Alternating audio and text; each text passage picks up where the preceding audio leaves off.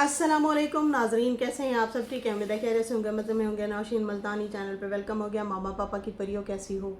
उम्मीद है आप लोग ठीक ठाक और फिटफाट होंगे, अपने खर्चे पे खुश होंगे। तो जी जनाब, वीडियो शुरू करते हैं। वीडियो शुरू करने से पहले वीडियो को लाइक कर दें और न्यू लोग जो हैं चैनल को सब्सक्राइब कर दें, क्योंकि होता है फ्री में। अच्छा जी मेरे पास काफ़ी सारे टॉपिक्स हैं।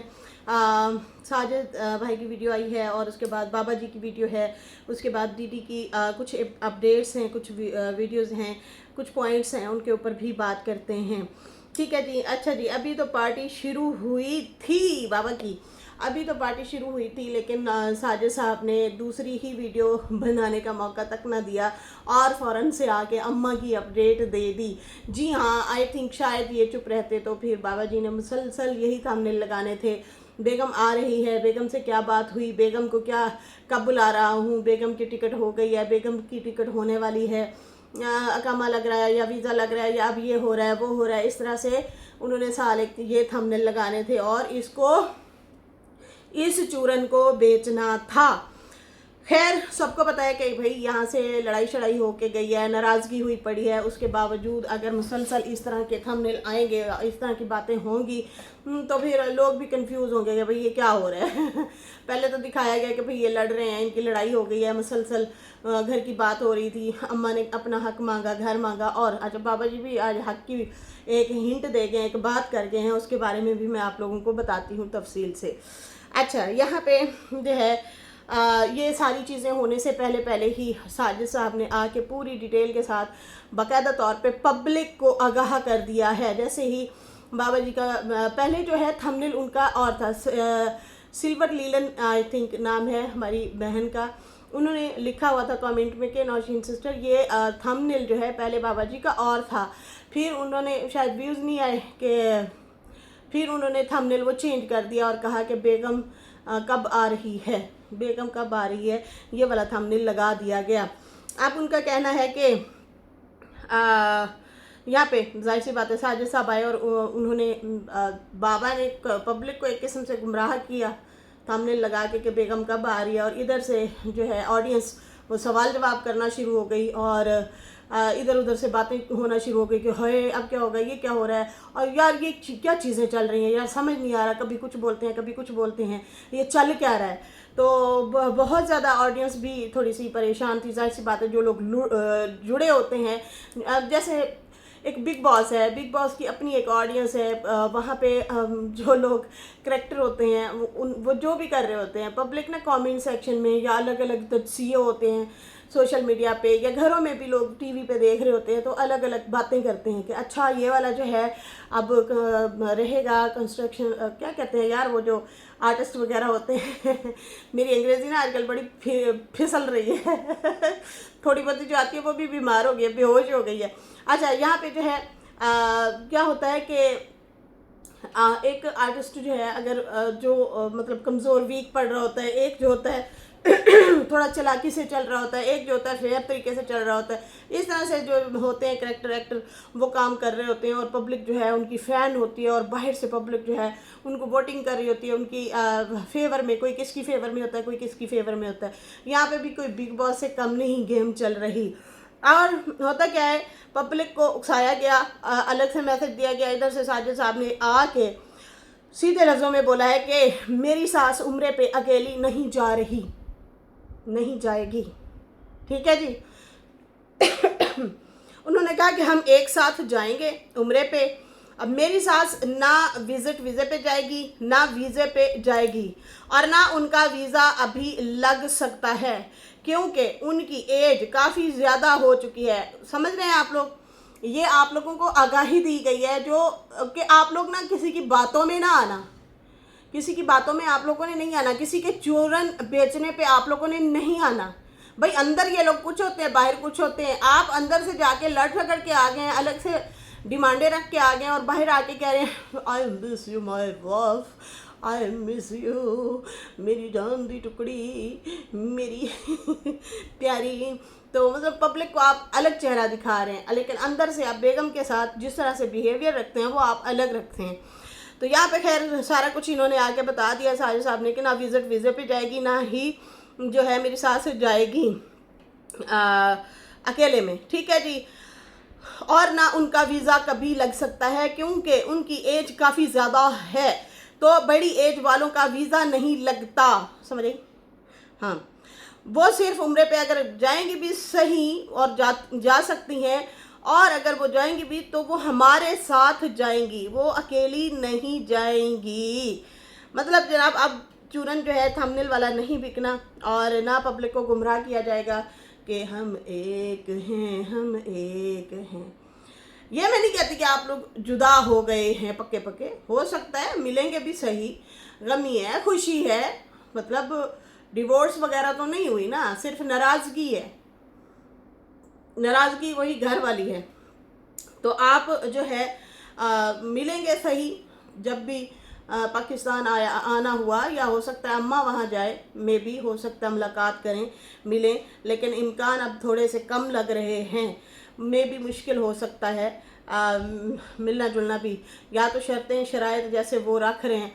अम्मा मानेगी तो अलग बात है, लेकिन अम्मा नहीं मान रही। वो उन्होंने कहा बहुत हो गया, बहुत बार आपने मेरे साथ नाइंसाफ़ियाँ की हैं, जैसे मेरा खर्चा प्रॉपर मुझे ना देना, जैसे अगर मेरा किसी चीज़ लेने को दिल किया आपने रोक दिया, आप नहीं देते थे। अब आप लोगों को पता होगा नाजरीन, अम्मा कई बार वीडियो में आके बोली थी, नाराज़ भी रहती थी, मूड उनका ऑफ होता था और कुछ ना कुछ पीछे चल रहा होता था, कैमरा खुलते ही ज़रा अलग से ही फेज़ होता था, और उसको प्रोटोकॉल देने की कोशिश की जाती थी बेगम को। बेगम भी जो है अक्सर नाराज़गी का इजहार करती थी। खैर, अब तो ढेर सारी बातें खुल के आ चुकी हैं। उन्होंने बताया है कि भाई मेरे साथ क्या क्या होता रहा है। ये सितारा ना जाती, अम्मा ने फिर भी नहीं आना था, ना वो आ सकती थी, ना इन्होंने आने देना था। ये एक प्रॉपर एक प्लान था कि सितारा के पास नहीं भेजना, और ताकि ये वहाँ जाकर सुखी सांस ना लें, सुखी तरीके से ना रहें। अब जाहिर सी बात है, बुढ़ापा है, ये एज है कि आप जो है अब रेस्ट करना चाहते हैं, थक जाता है बंदा, सुकून करना चाहता है।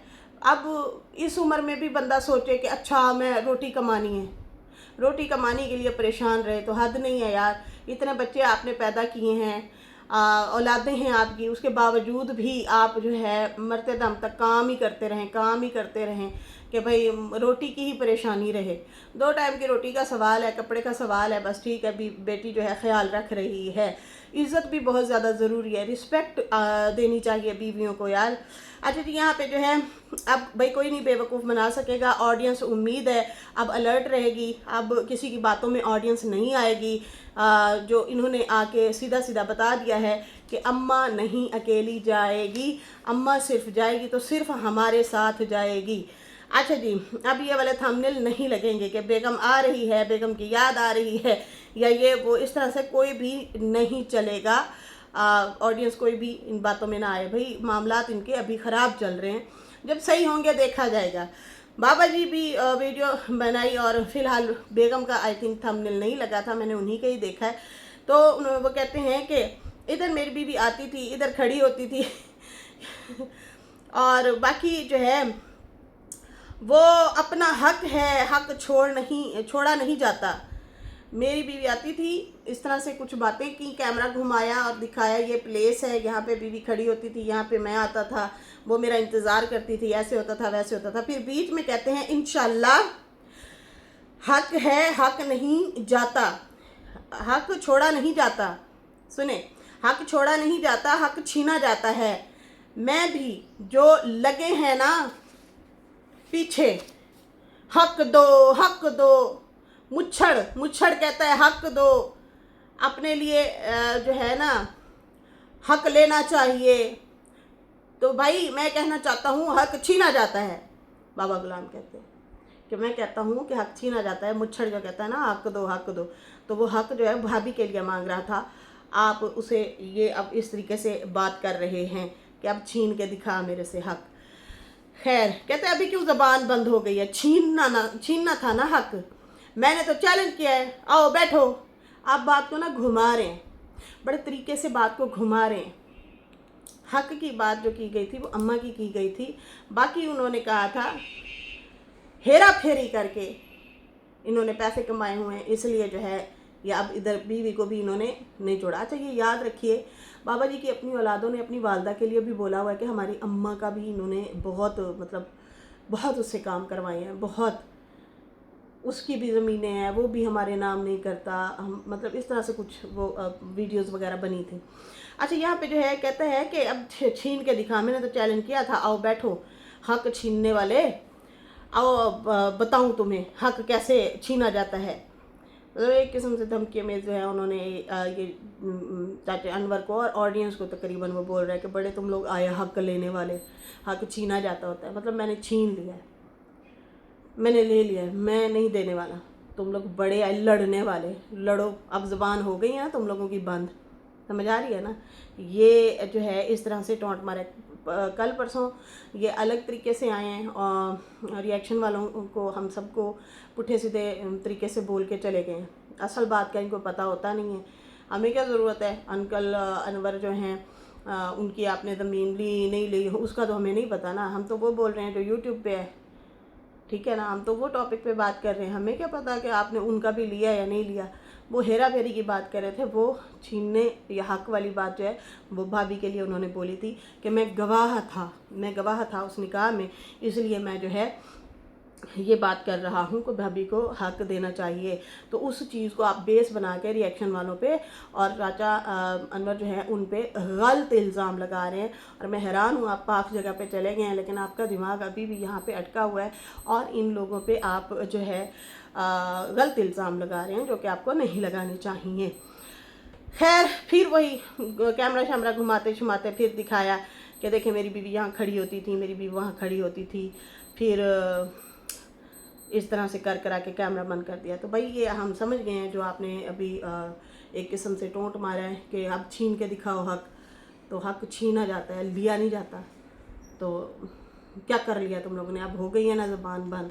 मुच्छड़ को मैंने कहा था आओ मेरे साथ बैठो करते हैं बात, जब आप यहाँ पे थे उस टाइम बिठाया नहीं है, जब आप चले गए तो फिर सारे जो है अब कभी आप रिएक्शन वालों को कह रहे हैं तो आओ सारे बैठो, हम क्यों आए, हम किस लिए बैठे भाई, जो टॉपिक यहाँ पे चल रहा है हम तो उस पर बात कर रहे हैं। हक देना या छीनना वो आप दो भाइयों का काम था, आप तो चले गए फ़ौरन, जब चले गए हैं वहाँ से बैठ के सीटियाँ मारने का मेरे ख्याल से कोई मकसद नहीं बनता। अच्छा जी, डीडी की भी बात करेंगे। डीडी ने तो एक तो शाहरुख को कहा है कि शाहरुख तुमने अगर बात करनी है ना एक्स वाइफ के बारे में, मतलब नैना के बारे में, तो तुम करो, वो तुम्हारा है चल रहा है सिस्टम फटा जो भी है, तुम उस पर बात करना चाहते हो करो, लेकिन तुम फातिमा का घर कैसे ख़राब हुआ, ये है वो है, वो वाली बात ना बोलो। जाहिर सी बात है इसमें फिर डीडी रगड़ा जाएगा डीडी रगड़ा जाएगा। खैर फ़िलहाल तो अभी ये दूसरे टॉपिक पे बिजी हैं, लेकिन हाँ ये हकीकत है, अगर ये इस चीज़ को और टॉपिक ना चल रहे होते तो फिर इसमें रगड़ा जो है, नैना का तो लगना था, डीडी का भी लगना था कि भाई बीवी के होते हुए या अफेयर चलाता रहा, चक्कर चलाता रहा, और जो है बहन ने जो है सहेली ढूंढ के दी थी भाभी का घर ख़राब करने के लिए कि भाई मेरी शादी जो है शुएब से नहीं होने दी थी इसने, फातिमा ने। तो सुतेली माँ जो है फातिमा की, उनके भांजे हैं शुएब, आई थिंक मुझे कमेंट आ रहे थे कि भाई ये उसका भांजा है। अच्छा जी, तो खैर ये वाली कहानियाँ थी, तो इसलिए डीडी ने ना उसे कह दिया कि भाई तू हमारा नाम ना ही ले तो अच्छा है, मामला गड़बड़ हो जाएगा। खैर डीडी कहता मेरा न्यू चैनल की अपडेट ये है, अब जो है फेस आइडेंटिटी वगैरह मांगी जा रही है और न्यू तरीके से जो है अब चैनल जो है मोनेटाइज हो रहे हैं। बड़ा मुश्किल होता है यार चैनल बना के उसको वॉच टाइम लेना पब्लिक से, बहुत मुश्किल है, और सब्सक्राइबर इकट्ठे करना, फिर उसको दोबारा से जो है आगे लेके चलना, ये बड़ा मुश्किल होता है। खैर वो फिर उसके इशू वगैरह बता रहे थे कि पहले हमें लगा मेरा न्यू चैनल जो है वो शायद मोनेटाइज नहीं होगा, लेकिन अब जो है हो रहा है, वाईटी ने अपडेट वगैरह दी है, ठीक है। और बाकी जो है अगर आपने किसी पे रिएक्शन देना या बात करनी है तो डिस्क्लेमर लगाना चाहिए। मैं लगाती थी आज से 3-3.5 साल पहले लगाती होती थी, फिर मैं भी लगाना छोड़ गई। मेरी पुरानी वीडियो में डिस्क्लेमर लगा होता था, वो ब्लैक स्क्रीन पे लिखा होता था, याद है आप लोगों को। खैर उसके बाद जो है इन्होंने कहा कि क्योंकि मैं वीडियो एडिट करके नहीं डालती ना, तो इसलिए जो है फिर ऐसे ही वो कर देती हूँ, वो उसके लिए वीडियो एडिट करनी पड़ती है। अच्छा, उसके बाद जो है कहते हैं कि अब जो है मैं चाहता हूँ मेरा भी साइड बिज़नेस होना चाहिए। ये मैंने कल वीडियो में बोला था कि इनको ना साइड बिज़नेस छोटा मोटा लाजमी करना चाहिए। वाइटी है, हवाई रोज़ी है, लेकिन एक आध ये वैसे भी ये जो बड़े बड़े बिजनेसमैन होते हैं ना, इनके 16, 17, 18, 19, 20 छोटे छोटे कारोबार चल रहे होते हैं। ये जो बड़े लोग होते हैं ये एक बिजनेस से नहीं कमा रहे होते, इनके ढेरों सारे काम चल रहे होते हैं। अक्सर हम लोगों ने वो लोग भी देखे हैं जो जॉब करते हैं, उनके भी छोटे छोटे काम चल रहे होते हैं, बिजनेस चल रहे होते हैं साथ साथ, ठीक है ना। तो आपको भी करना चाहिए, ज़रूर करना चाहिए। कहता है कि मुझे भी मशवरा दें आप सब और बताएं कि मैं छोटा मोटा क्या बिज़नेस मुझे आउटसाइड मतलब रह के करना चाहिए। आप भावलपुर रहते हैं, भावलपुर के हिसाब से आप देखें, आप DHA में घुस जाएं, वहाँ पे जो है प्रॉपर्टी वगैरह का काम करें, लेकिन वो आई थिंक काफ़ी दूर है आप लोगों से। आपको बड़ा फ़ायदा होगा, बहुत ज़्यादा फ़ायदा होगा। वहाँ पे लोग प्रॉपर्टी से बहुत कुछ बनाते हैं, बहुत कुछ और भी आप जो है कर सकते हैं। इसमें डीलिंग शीलिंग आप करते हैं ना, तो आपका काफ़ी एक एतमाद भी होता है, और फिर आप जो हैं क्या कहते हैं, डीलिंग शीलिंग लाखों में भी होती है, उसमें फिर आपको प्रॉफिट हो जाता है काफ़ी। मतलब आप किसी की डील करवा देते हैं, मिलवा देते हैं। तो खैर उसके बाद जो है कहता है कि थंबनेल वगैरह भी बड़े एहतियात से लगाने पड़ेंगे, इतना मतलब इजाज़त देता है जो है वाईटी। बाकी कहा कि ये जो सुनारी है ये मुझे कहती है कि बुरा भला कहता है। तो भाई शुरू तूने किया था, बात भी तूने शुरू की थी, और मैं तो फिर भी आया था, माफ़ी मांगी थी। मैंने कहा अच्छा चलो छोड़ देते हैं, रहने देते हैं, बात ख़त्म करते हैं। लेकिन तुम चाहती थी कि नहीं, कंट्रोवर्सी अप डाउन मतलब अप रहती रहे, ये ख़त्म ना हो। लेकिन तुमने मुझे नहीं मतलब चुप रहने दिया और ख़ुद ही आके दोबारा बोलना शुरू हो गई। तो तुम खुद चाहती थी कि कंट्रोवर्सी होती रहे। बाकी मैं कोशिश करूँगा गाली शाली नहीं दूंगा, नॉर्मल तरीके से बात करूँ। आम वाली बातें भी तुमने की थी, इधर उधर की बातें भी तुमने की थी, प्रवोक तुमने किया था, कम्युनिटियाँ लगाई, पुठी सीधी बातें की, फिर आगे जब कोई जवाब देता है तो फिर रोने लग जाती हो। खैर उसके बाद जो है तुम सब मिलके ही कंट्रोवर्सी करते हो। आपके लिए जो है अब देख लें, आपके अब्बा भी आपकी तरह आए और गायब हो गए। वो आते हैं, कंट्रोवर्सी छोड़ते हैं और फिर गायब हो जाते हैं। आपके अब्बा जान भी, तुम भी वैसा ही करती हो। बाकी इनका जो है हेड जो है इस टाइम अब्बा है, वहाँ जाके मसले वहाँ वो गया है और फिर जाके मीटिंग वगैरह करके फिर इनके जो है वो एक्शन वगैरह जो है होने लग गए।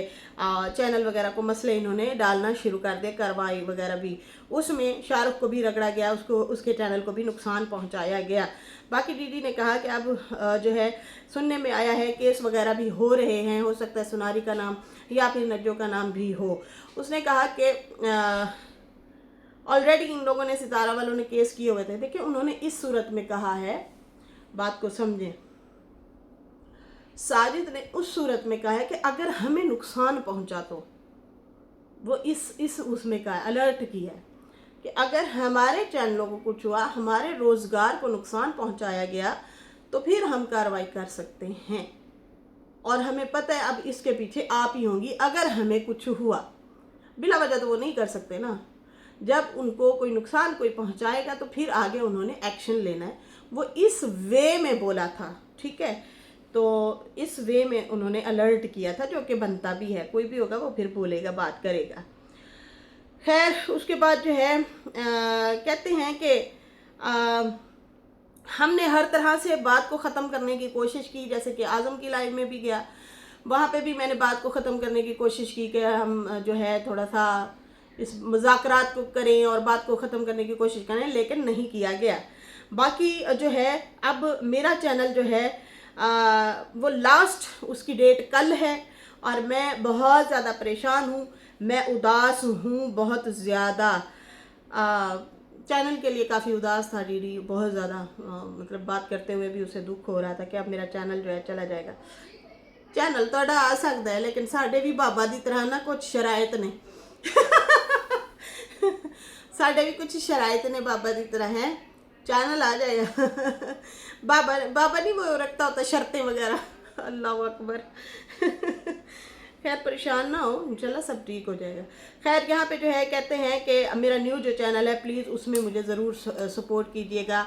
DD 64 आई थिंक, दिलबर अकबर 64 ऐसे करके उनके चैनल का नाम है। वो कह रहा था प्लीज़ मुझे ना इसमें ज़रूर